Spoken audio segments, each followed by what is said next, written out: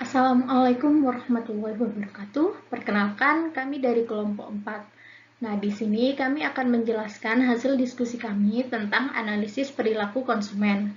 Untuk anggota kelompok kami, yang pertama, saya sendiri, Tiara Safitri, NIM 2019-321. Yang kedua, Angelin Fatim Patut Surya Putri, NIM 2019-322. Yang ketiga ada Novilia Indriana, NIM 2019-330. Yang keempat ada Aisyah Kartika, NIM 2019-331. Dan yang kelima adalah Ocha Sinta Kartika Effendi, NIM 2019-363. Oke, di sini yang pertama ada konsumen. Nah, menurut KBBI, Kamus Besar Bahasa Indonesia, arti dari konsumen ini yaitu pemakai barang hasil produksi seperti bahan pakaian dan makanan. Lalu penerima pesan iklan atau juga bisa merupakan pemakai jasa atau yang biasa disebut dengan pelanggan. Nah, kata konsumen ini berasal dari bahasa asing, yaitu Belanda Inggris, konsumen dan konsumer yang arti harfiahnya adalah pembeli. Pengertian lain dari konsumen ini sangat luas, beragam, dan sangat terkait erat dengan tujuan seseorang itu membeli suatu produk sebagai pengguna atau user. Ada lagi pengertian dari konsumen ini yaitu pemakai, pemirsa, dan masih banyak lagi. Nah, menurut Simamura, perilaku konsumen ini ada suatu tindakan yang langsung terlibat untuk mendapatkan, mengkonsumsi, dan menghabiskan produk dan jasa. Di sini juga termasuk proses keputusan yang mendahului dan mengikuti tindakan ini. Lalu ada pandangan tradisional yang dikemukakan oleh Zulian Yamit dalam ajaran Rahmulyo. Nah, secara tradisional konsumen ini diartikan orang yang membeli dan menggunakan produk.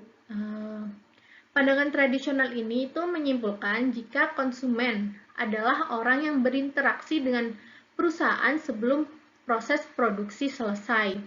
Karena mereka itu adalah pengguna produk. Sedangkan orang yang berinteraksi dengan perusahaan sebelum proses produksi berlangsung dinamakan pemasok. Nah, konsumen dan pemasok dalam konsep tradisional ini adalah orang yang berada di luar perusahaan atau disebut dengan konsumen. Oke, selanjutnya akan dijelaskan oleh rekan saya, Angelin. Silakan Mbak Angel. Oke, terima kasih Mbak Tiara. Jadi di sini aku mau jelasin jenis-jenis konsumen. Yang pertama itu menurut undang-undang sendiri, konsumen itu setiap orang yang memakai barang atau jasa yang tersedia di masyarakat, baik bagi kepentingan diri sendiri, keluarga, ataupun orang lain. Dan barang tersebut ini sifatnya tidak untuk diperdagangkan. Yang kedua ada trendsetter, di mana konsumen ini tuh selalu suka akan sesuatu yang baru dan dia tuh mendefinisikan dirinya untuk menjadi bagian dari gelombang pertama yang memiliki barang tersebut atau seseorang yang menciptakan tren dari barang tersebut. Yang ketiga ada konsumen yang mudah dipengaruhi. Di sini itu dia sifatnya itu kayak nggak punya pendirian, dimana kalau ada barang A banyak peminat, bagus, tapi dia nggak suka, tapi dia ingin ikut beli. Terus kalau ada barang B banyak peminat, dia nggak butuh, tapi dia ikut beli, jadi dia nggak ada pendirian sama sekali. Terus yang selanjutnya ada konsumen value seeker, di mana konsumen ini tuh relatif sulit untuk dipengaruhi karena mereka itu lebih mendasarkan kebutuhan mereka terhadap alasan-alasan yang rasional. Jadi walaupun dia udah banyak iklan yang bertebaran dan banyak yang suka, terus banyak juga peminatnya atau apa namanya komentarnya itu bagus, tapi kalau dia merasa dia nggak butuh ya dia nggak beli. Selanjutnya itu ada konsumen pemula, di mana konsumen ini itu cirinya banyak tanya, tapi dengan dia banyak tanya ini dia akan jadi konsumen konsumen di masa depan di toko tersebut atau di apa ya di tempat itu. Selanjutnya itu ada konsumen yang loyal pada harga. Di sini biasanya konsumen itu cuma loyalitasnya itu hanya pada harga, bukan pada penjual. Jadi berapapun barang itu kalau dia suka dan dia ada ya dia beli. Walaupun harganya eh, orang awam itu mikirnya nggak masuk akal, tapi kalau dia ada dia suka ya dia beli. Selanjutnya ada perilaku konsumen. Jadi di sini menurut Coulter Armstrong 2006, perilaku pembelian konsumen ini mengacu pada perilaku pembelian dari konsumen final di mana individu atau rumah tangga membeli barang dan jasa untuk dikonsumsi pribadi. Em, Pembiayaan konsumen ini juga sangat dipengaruhi oleh beberapa karakteristik seperti budaya, sosial, pribadi, dan psikologis. Dan karakteristik tersebut itu tidak bisa sepenuhnya dikendalikan oleh pemasar. Selanjutnya akan dijelaskan oleh Novilia Indriana.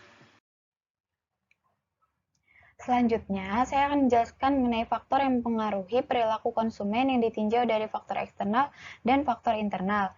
Faktor eksternal sendiri terdiri dari faktor kebudayaan, faktor keluarga, dan faktor kelompok sosial dan kelompok referensi. Faktor eksternal sendiri terdiri dari faktor motivasi, faktor sikap, faktor ekonomi, faktor belajar, serta faktor psikologis. Faktor kebudayaan sendiri Faktor kebudayaan sendiri itu mempengaruhi perilaku konsumen berkaitan dengan budaya yang dianut oleh individu dan masyarakat sekitarnya. Nah, kebudayaan memberikan pengaruh yang paling luas dan paling dalam terhadap perilaku konsumen. Yang kedua, faktor keluarga itu menunjukkan lingkungan keluarga yang meliputi ayah, ibu, dan anak-anak yang hidup bersama. Dengan arti lain, kelompok paling kecil dalam kehidupan masyarakat tetapi mempunyai peranan terbesar dalam pembentukan sikap dan perilaku seseorang terutama pada pembelian sebuah produk. Yang ketiga yaitu ada faktor kelompok sosial dan kelompok referensi. Nah, kelompok sosial sendiri merupakan kesatuan sosial yang menjadi tempat individu berinteraksi satu sama lain karena adanya hubungan di antara mereka. Sedangkan kelompok referensi sendiri merupakan kelompok sosial yang menjadi ukuran seseorang untuk membentuk kepribadian dan perilaku. Nah, kedua jenis kelompok inilah yang berpengaruh dalam penentuan pembelian barang karena seseorang akan mencari referensi dari produk yang dimiliki anggota kelompok lainnya. Sedangkan faktor eksternal sendiri, maksud saya faktor internal sendiri, itu ada motivasi. Nah, motivasi sendiri merupakan kegiatan dalam diri seseorang yang mendorong keinginan individu untuk melakukan kegiatan-kegiatan tertentu yang berguna untuk mencapai suatu tujuan. Sedangkan sikap itu merupakan predisposisi atau keadaan mudah terpengaruh untuk memberikan tanggapan terhadap rangsangan lingkungan yang dapat memulai atau membimbing tingkah laku orang tersebut. Jadi bagaimana sikap seseorang tersebut terhadap produk atau merek yang mempengaruhi tindakan membeli atau menggunakan produk atau merek itu sendiri. Yang ketiga itu ada ekonomi. Keadaan ekonomi seseorang itu juga berpengaruh terhadap perilaku pengambilan keputusan dalam pembelian sebuah produk. Mengapa? Jika orang tersebut sedang memiliki banyak uang yang lebih, maka secara otomatis ia akan memilih produk berkualitas yang harganya lebih mahal.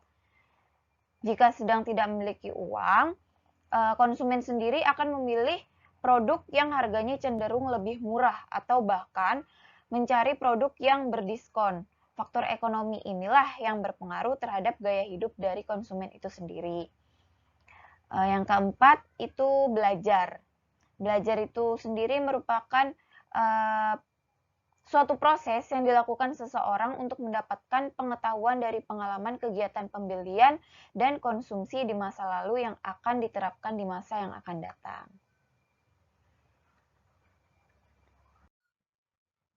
Selanjutnya ada keputusan pembelian konsumen. Keputusan pembelian sendiri merupakan pemikiran di mana individu mengevaluasi berbagai pilihan dan memutuskan pilihan pada suatu produk dari sekian banyak pilihan. Menurut Jip Tono 2012, keputusan pembelian sendiri merupakan sebuah proses di mana konsumen mengenal masalahnya, mencari informasi mengenai produk atau merek tertentu, dan mengevaluasi secara baik.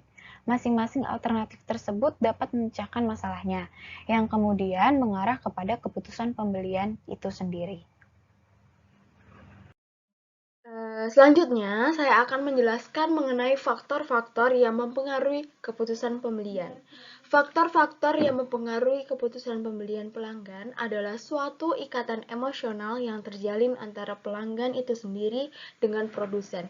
Setelah pelanggan menggunakan produk atau jasa dari suatu perusahaan dan mendapati bahwa produk atau jasa tersebut memberikan nilai tambah.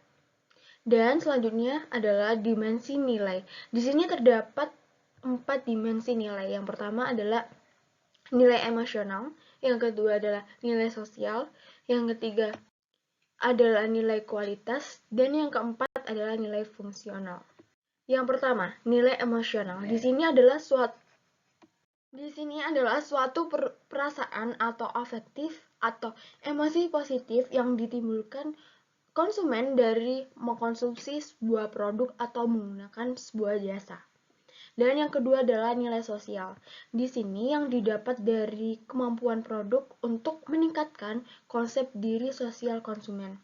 Nilai sosial merupakan nilai yang dianut oleh suatu konsumen mengenai apa yang dianggap baik dan apa yang dianggap buruk oleh konsumen. Contohnya adalah kualitas atau pelayanan.